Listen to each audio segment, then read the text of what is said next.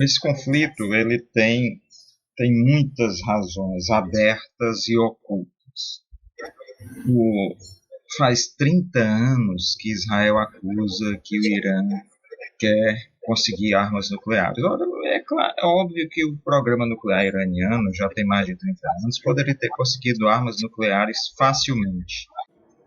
Construído essas armas há muito tempo e, além disso, ele tem instalações subterrâneas. Se ele quisesse, ele não permitiria a entrada da Agência Internacional de Energia Atômica. Mas a Agência Internacional de Energia Atômica teve permissão para entrar em todas as áreas de produção nuclear iranianas, todas.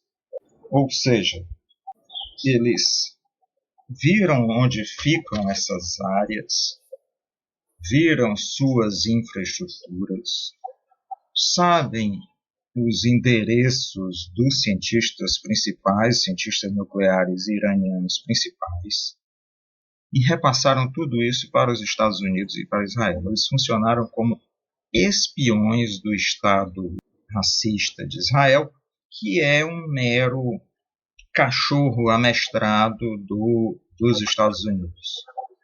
Então, a Agência Internacional de Energia Atômica, com esse episódio, desmascara sua natureza de um órgão dos serviços secretos ocidentais. O Irã não possui armas nucleares, senão ele teria usado essa ameaça. O ministro da Defesa israelense, Israel Katz, hoje mesmo deu uma declaração de que se o Irã continuar atacando áreas em Tel Aviv, a cidade de Teherã, capital do Irã, será queimada. Então é uma ameaça nuclear. Eu até, em certo momento, achei que o Irã tinha armas nucleares, porque nos últimos 4 anos houve terremotos semelhantes a testes nucleares, terremotos mais ou menos a poucos quilômetros de profundidade, com uma intensidade de 4 ponto alguma coisa na escala Richter. São muito semelhantes a bombas nucleares, né? Então eu achei que o Irã possuía essas armas, né, ou por produção própria, ou até tendo adquirido da Coreia do Norte. O Irã não ameaçou com bombas nucleares. Ele pode ter, eu não duvido que ele possua, mas nós não temos, por enquanto, nenhuma prova. Houve só uma declaração no ano passado do general Salami, um dos que foi morto agora, dizendo que o Irã poderia rever a sua doutrina de segurança, ou seja, eliminar a lei que proíbe a ter armas de destruição em massa. Então o Irã pode rever se houver uma ameaça existencial à nação persa, que é uma nação muito antiga, ele pode rever isso. Então, ninguém sabe dizer hoje que se o Irã possui armas nucleares. Na verdade, o provável é que não tenha, porque existem uns sistemas, principalmente um avião, que inclusive passa aqui na costa brasileira todo ano, um avião grande. Ele vai até o Rio de Janeiro, onde o Brasil tem os nucleares, ele capta a quantidade de elementos radioativos no ar e volta para os Estados Unidos para analisar esses dados. Eles têm esse equipamento para avaliar o grau de enriquecimento do urânio em um determinado território. Então, é muito provável que o Irã não possua armas nucleares, é muito provável. Porque mesmo Israel não diz que o Irã possui. Ele diz que o Irã quer construir armas nucleares. E os Estados Unidos dizem a mesma coisa. Se o Irã possui essas armas nucleares, elas estão muito bem escondidas em depósitos subterrâneos inalcançáveis para a detecção. Israel possui vários sistemas antimísseis. Um deles é o domo de ferro, em inglês Iron Dome. Possui o sistema Arrow, o sistema David Sling, ele ainda trouxe 2 sistemas americanos para o seu território. O THAAD, para mísseis de grande altitude, e o Patriot. A gente tem que ver assim, o domo de ferro tem sido constantemente desmoralizado. Pequenos foguetes do Hamas atingiam Israel já com o domo de ferro. Depois, no conflito entre Israel e o Hezbollah no Líbano, o norte de Israel teve que ficar despovoado porque não conseguia deter os mísseis do Hezbollah. Há alguns grupos guerrilheiros do Iraque ligados ao Irã e aos palestinos têm atingido Israel a partir do Iraque, do sul do Iraque, né?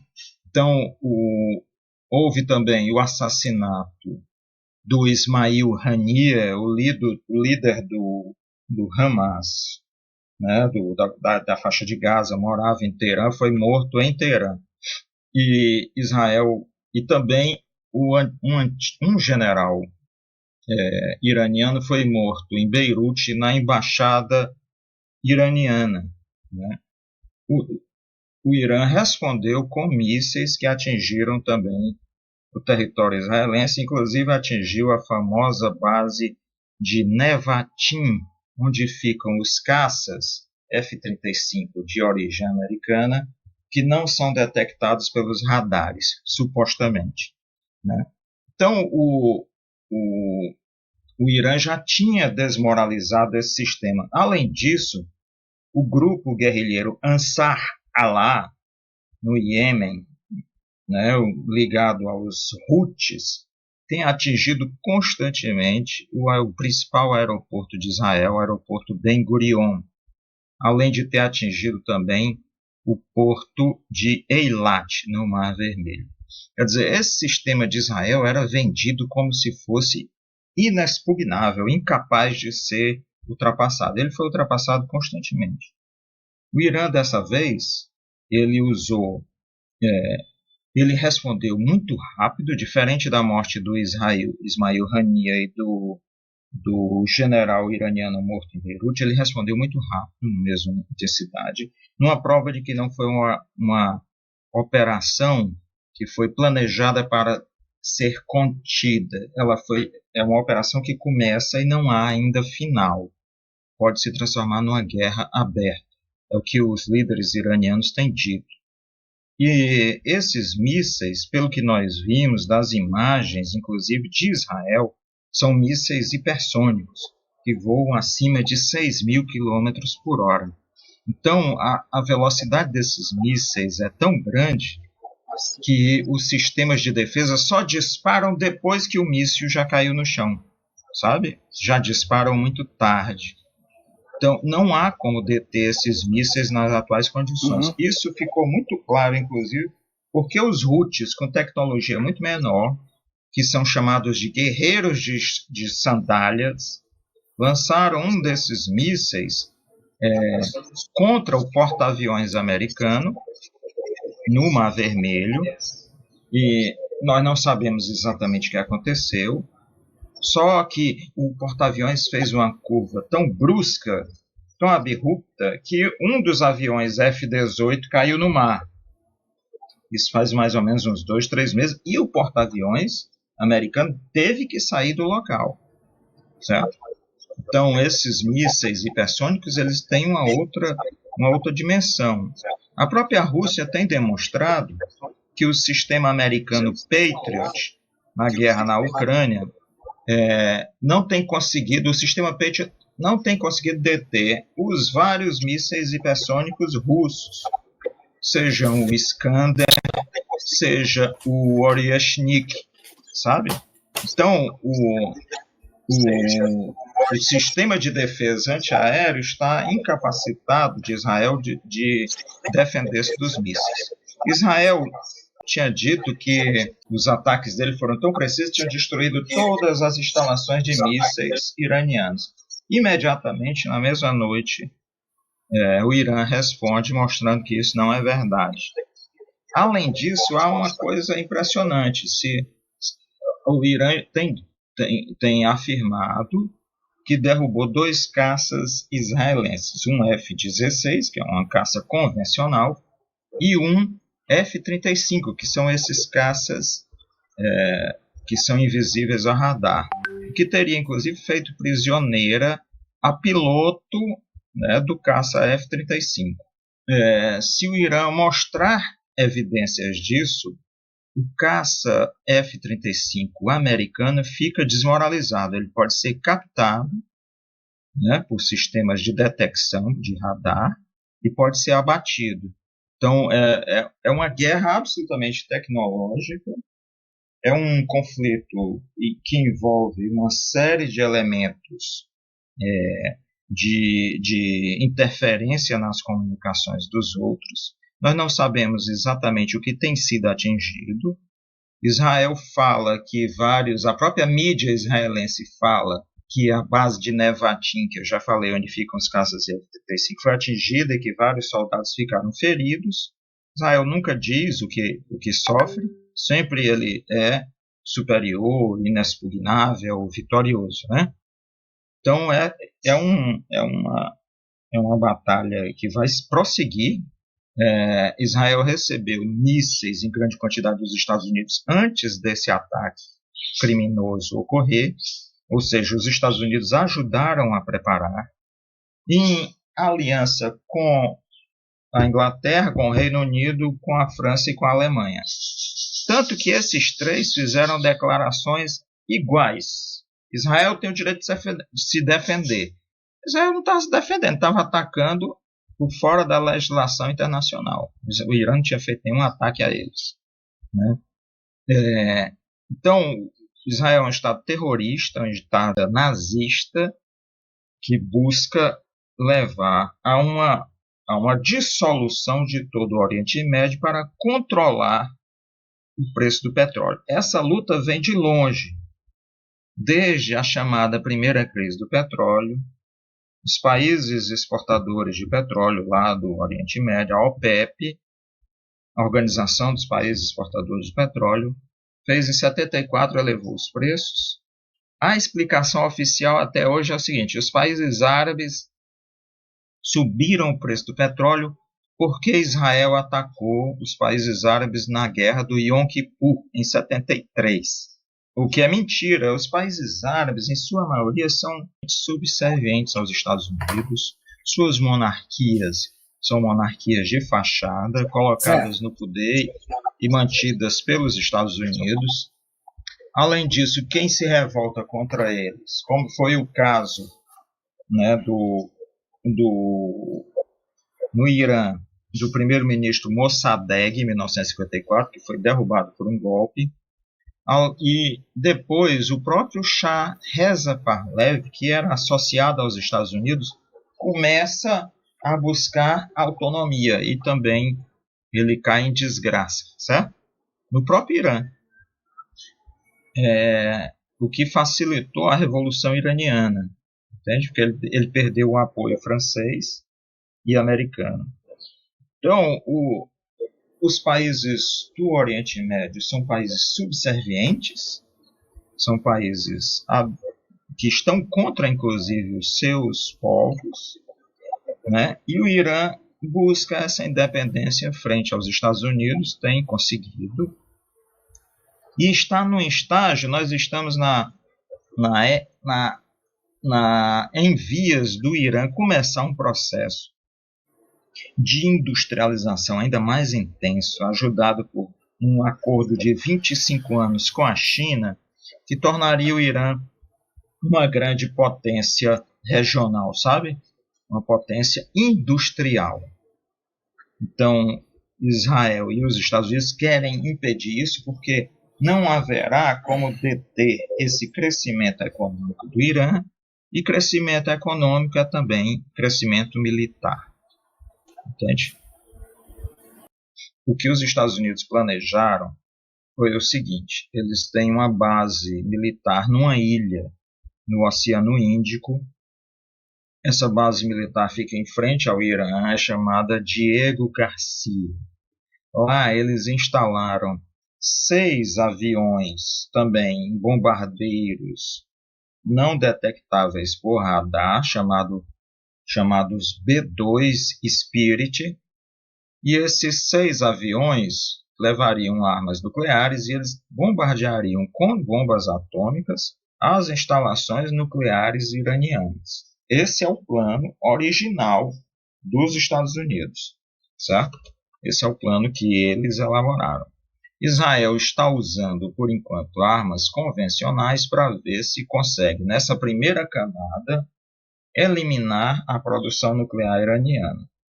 Então, haveria um plano em camadas, onde, primeiro, bombardeios nucleares, bombardeio convencional, através de jatos, à distância, inclusive os jatos israelenses estão disparando de dentro do território iraquiano e de dentro do território do Azerbaijão, né? Pouca gente tem falado isso, mas o ministro das Relações Exteriores do Azerbaijão fez um protesto formal disse que não ia permitir que fosse usado o território do Azerbaijão contra o Irã. Há notícias, inclusive, de que, por tentativas das Forças Armadas azeres, lá do Azerbaijão, né, as Forças azeres, tinham atacado esses aviões israelenses e que eles teriam sido bombardeados. Os azeres teriam sido bombardeados. O que é bem estranho, porque receberam a ajuda de Israel na guerra contra a Armênia. Então, o Azerbaijão, a Turquia e Israel estavam juntos atacando a Armênia por causa da guerra do Nagorno-Karabakh, sabe? E agora estão dizendo que estão contra o uso do território do Azerbaijão. Até aí eu não sei se é verdade ou não. Tudo é muito pantanoso, sabe, Jair? Há muita mentira de todos os lados, né? O Azerbaijão pode estar mentindo para não entrar em guerra com o Irã. O Irã é associado à Armênia, protege a Armênia. Os azeres são protegidos pela Turquia e por Israel. Então, é uma situação nebulosa, onde as mentiras são as formas normais de agir desses governos, né? Eu desconfio até que o Azerbaijão derrubou o helicóptero com um míssil terra-ar, derrubou o helicóptero do ex-presidente iraniano, certo? Ibrahim Raisi, né? E houve a eleição de novo, que ele foi morto lá nas montanhas, perto do Azerbaijão, e assumiu aí, ganhou a eleição o Pezeshkian, né? Bem, o, o, um ataque por terra seria muito difícil. As tropas iranianas têm larga formação militar. Elas combateram numa guerra de 9 anos, 9 ou 10 anos, contra o Iraque. Todos esses comandantes iranianos participaram de uma guerra de longa duração com o Iraque. Guerra, inclusive, que o Iraque usou armas químicas, né, contra o povo iraniano. Morreu mais de 1 milhão de pessoas.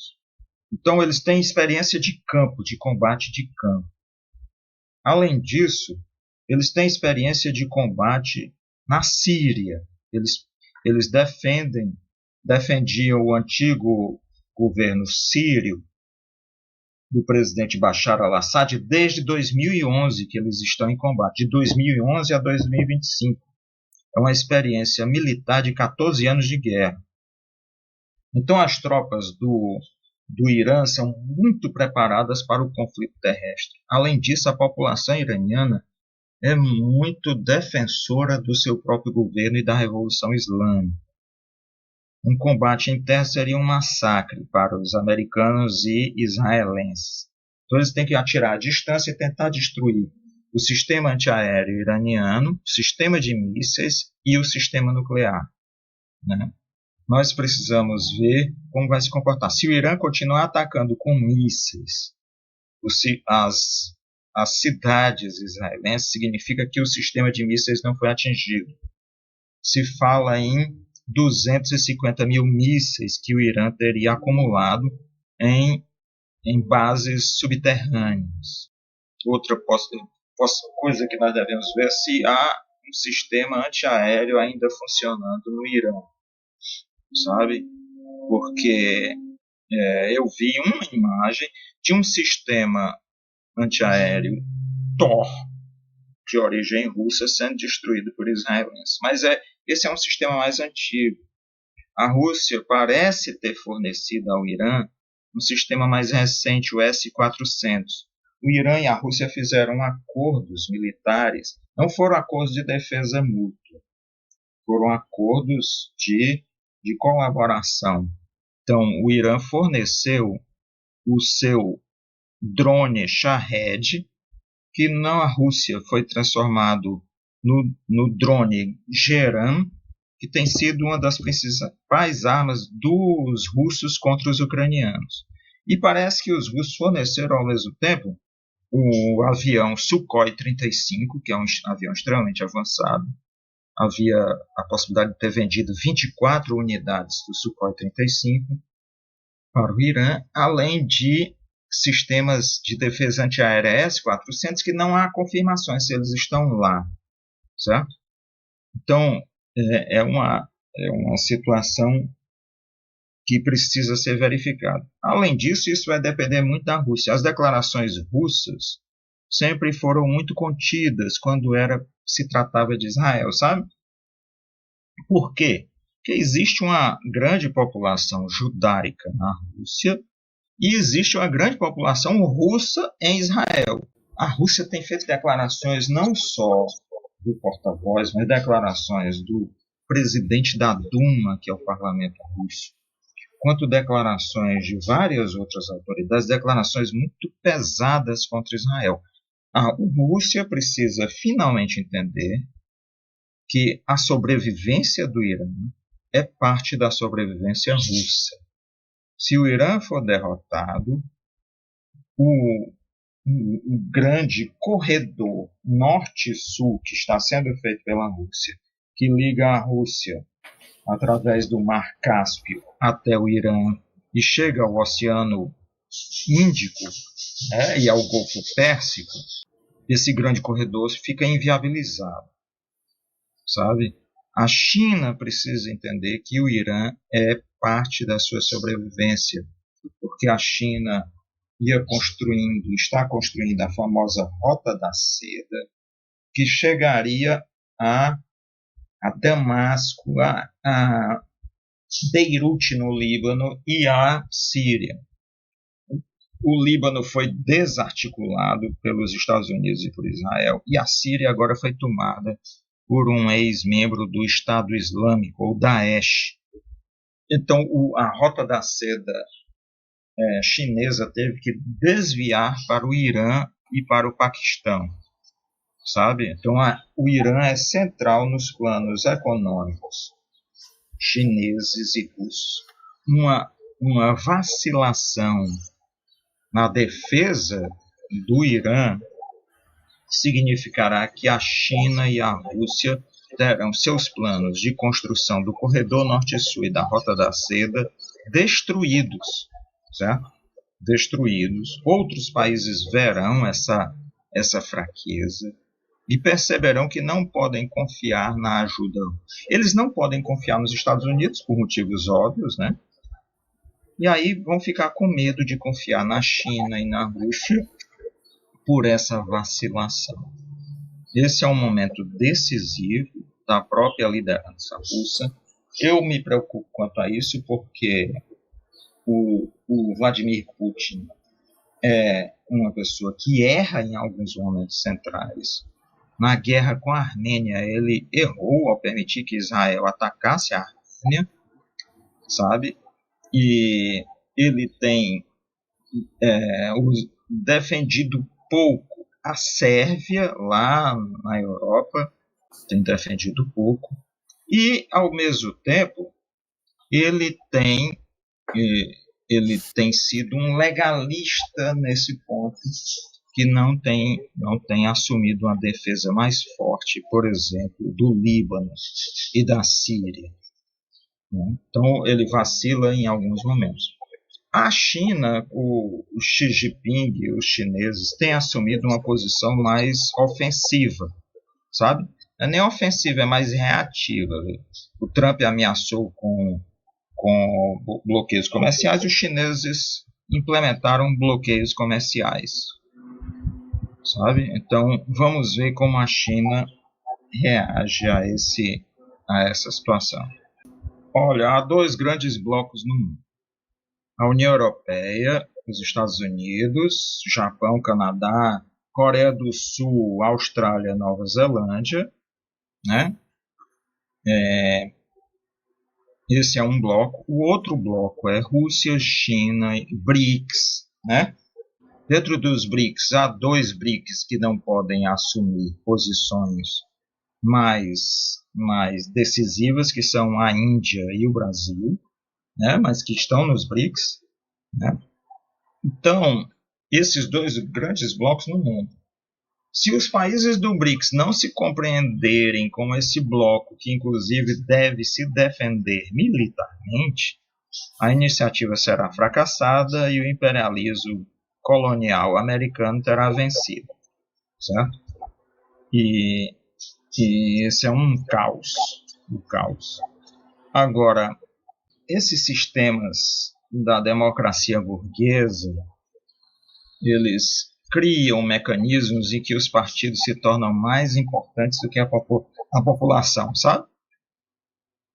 Então, mesmo que haja insatisfação com Netanyahu, mas ele detém o parlamento, o Knesset, que é o parlamento israelense, e numa associação de partidos de extrema direita. Houve agora, um pouco antes dele atacar o Irã, dois partidos da mais extrema direita tinham resolvido romper com ele.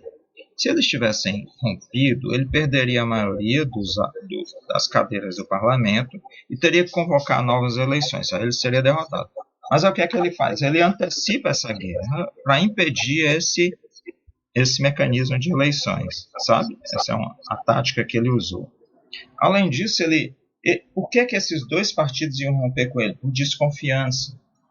Porque houve um enorme vazamento de informações para o Irã.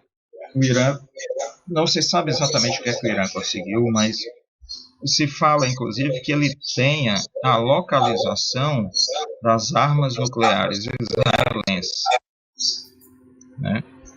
E tem as informações de energia, de armamento, de fraquezas, né? Sabe? Então, houve um enorme escândalo semana passada por causa desse vazamento, né? Uma enorme crise e escândalo com relação a isso. Inclusive, 2 israelenses foram presos como sendo colaboradores do Irã, teriam passado as informações, ninguém sabe direito, né? Nessas coisas, você vai e prende duas pessoas e bota a culpa nelas para poder ter alguma justificativa, sabe? Esse é o quadro. Ele controla o parlamento, não faz diferença se a maioria da população é contra ele, né? Se ele controlar o parlamento, ele vai até onde for, porque ele não teria um voto de desconfiança. Só há eleições para primeiro-ministro em Israel quando há um voto de desconfiança. Então ele permanece ad eternum no cargo e ele vai criando fatos que permitam que ele continue, sabe? Fatos bélicos, né? Sabe? Esses fatos, essas guerras vão permitindo se manter, justificando a sua permanência no governo. É isso. Trump é um mentiroso quanto mais ele precisa mentir para ganhar as eleições, né? Na Ucrânia, ele é quem fez a escalada contra os russos. Ele forneceu mísseis que são levados no ombro, né, são disparados de armas no ombro, chamado mísseis Javelin, que eram mísseis contra antitanques, sabe? Antitanques, né? Ele forneceu armas em mais larga escala, mais do que o Obama, em larga escala para os ucranianos. Então, essa história de que ele é a favor da paz é tudo mentira. Ele fez isso.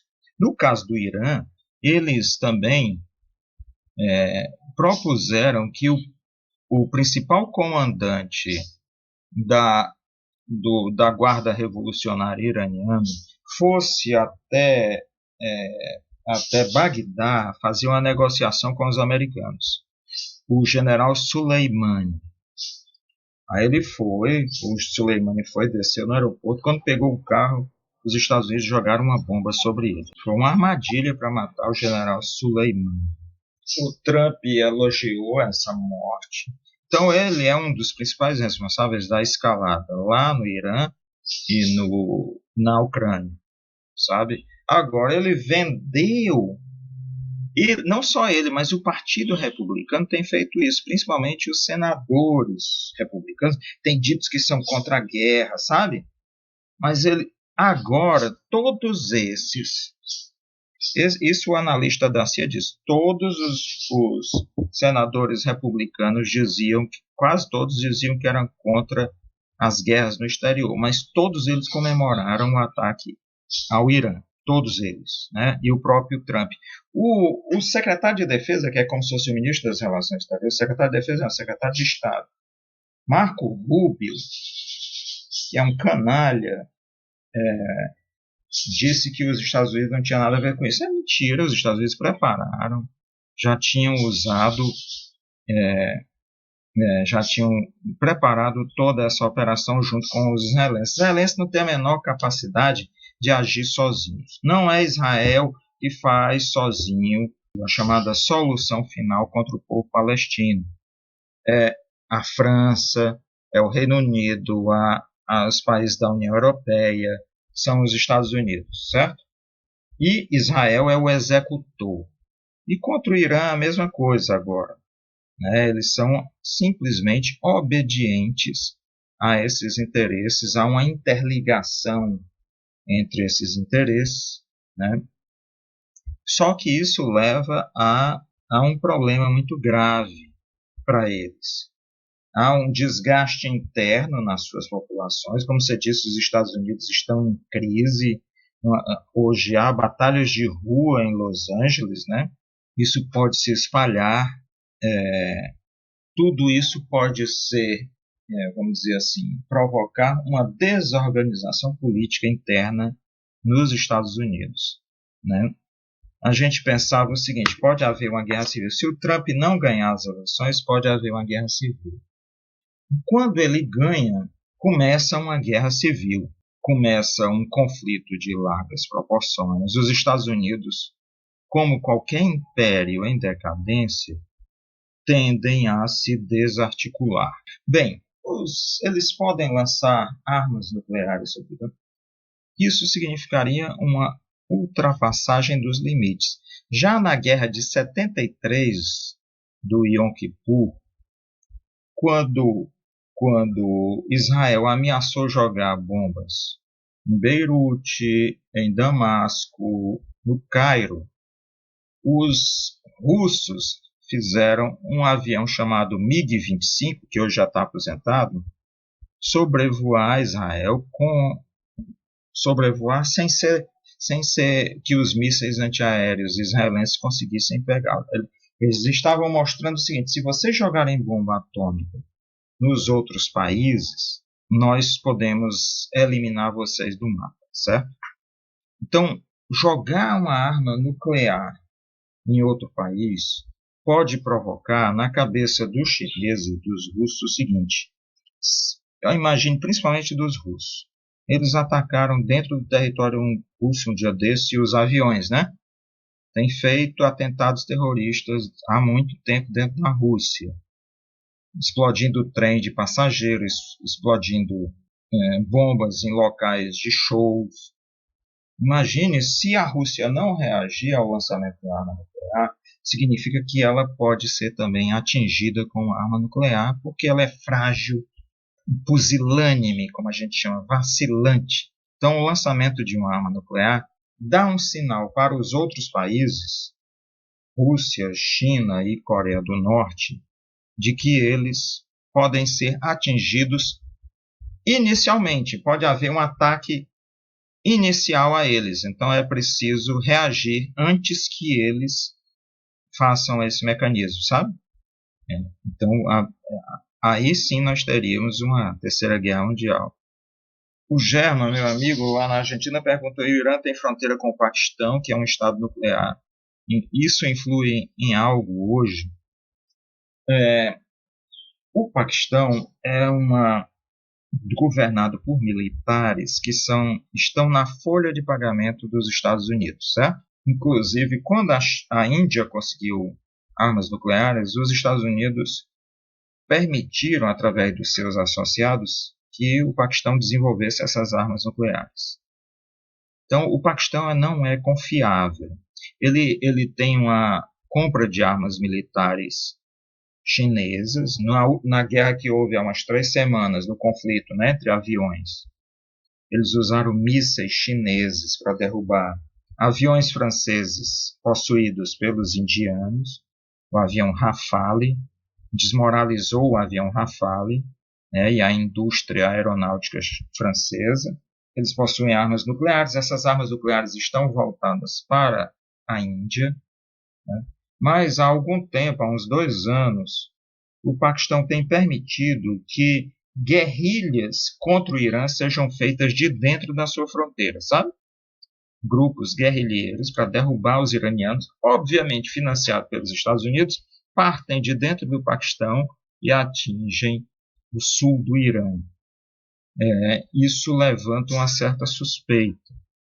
Eu fico imaginando a paciência iraniana em ter, de um lado, alguém não confiável, que é o Paquistão, com armas nucleares, e ter um inimigo mortal, que é Israel, com armas nucleares, sabe?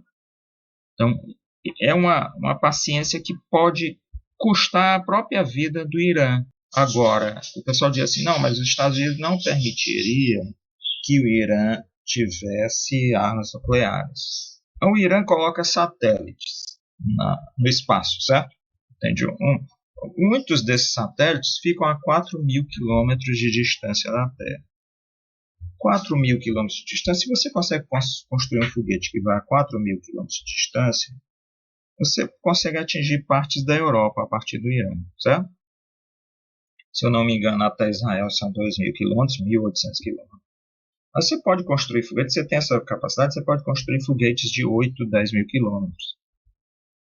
E essa tecnologia também é acessível porque os norte-coreanos possuem essa tecnologia dos ICBMs, mísseis balísticos intercontinentais, né?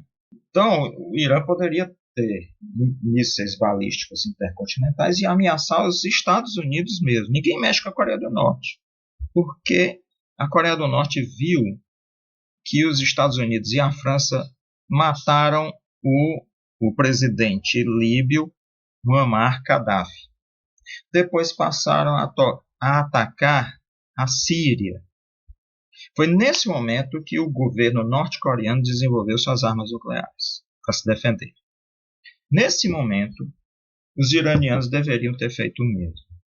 Então, não há eu não entendo essa paciência dos iranianos em relação a isso. Né? Talvez eles queiram se integrar a uma comunidade econômica internacional e esperam que as sanções sejam em algum momento levantadas. Um analista francês, franco-libanês, chamado Thierry Meyssan, ele tem um blog na internet chamado Rede Voltaire. O Thierry Meyssan fala que a burguesia iraniana tem conexões comerciais com a burguesia europeia, sabe? E por isso tem esperança de algum momento ser perdoada e se integrar comercialmente. Talvez seja essa a motivação para o Irã não ter desenvolvido armas nucleares, aparentemente, né? Sabe? Mas agora, mesmo tendo ou não tendo, não importa a esses poderes imperialistas se você tem ou não tem. O que importa é a versão, né? Na época, as armas químicas do Iraque é a mesma coisa. O Iraque tinha armas químicas, mas ele dizia que tinha arma de destruição em massa. As armas químicas do Iraque foram fornecidas pelos Estados Unidos. Eles usaram contra o Irã, né? Contra a população iraniana, sabe? Não importa é a versão. Diziam que como se o Iraque tivesse bombas nucleares. Ele nem usina nuclear tinha. Israel tinha bombardeado. Aquele ministro Tony Blair, inglês, mentia abertamente sobre isso. Um cientista inglês, eu não me lembro o nome dele, que disse que isso não era verdade, foi morto. Ele dizendo se suicidou num parque em Londres, foi fazer Cooper, fazer corrida matinal e se suicidou num parque em Londres. Eu acho que no Hyde Park, né? É mentira, mataram o cara, né? Sabe? Mataram o cara. Então, para o imperialismo, não importa se você tem ou não tem armas nucleares. Não existe. As pessoas imaginam as potências ocidentais como potências da democracia, da defesa da verdade, da ética. Isso é tudo mentira. A gente está vendo agora pelo massacre do povo palestino, né? É a pior escória que existe, essa liderança europeia e esse capitalismo europeu e americano, né? É uma escória agressiva, né? De grande admiração pelo nazismo, sabe? Então, confiar em qualquer coisa vinda do imperialismo é a morte, né? Mas eu tenho visto muitas manifestações onde as pessoas estão claramente separando o sionismo do, do judaísmo, sabe? Até porque há muitos setores judeus envolvidos no combate ao genocídio em Israel, né? Muitos intelectuais judeus, líderes religiosos, né? Pessoas do povo de origem judaica. Então tem em certo momento isso. Por quê? Israel e os grupos de extrema direita nunca deixaram de ser antissemitas. Os antissemitas apoiam que Israel mate os palestinos. Eles não são contra. Você basta ver grupos neopentecostais aqui que são antissemitas e apoiam integralmente Israel. Porque a lógica deles é o seguinte, surgiu lá no pentecostalismo norte-americano. A lógica é a seguinte, nós temos uma profecia. Qual é essa profecia? Haverá uma guerra entre Gog e Magog, e essa guerra destruirá Israel, e aí o Messias viria. O Messias só viria quando Israel fosse destruído. Sabe? Isso é coisa de doido, né? Total. Esses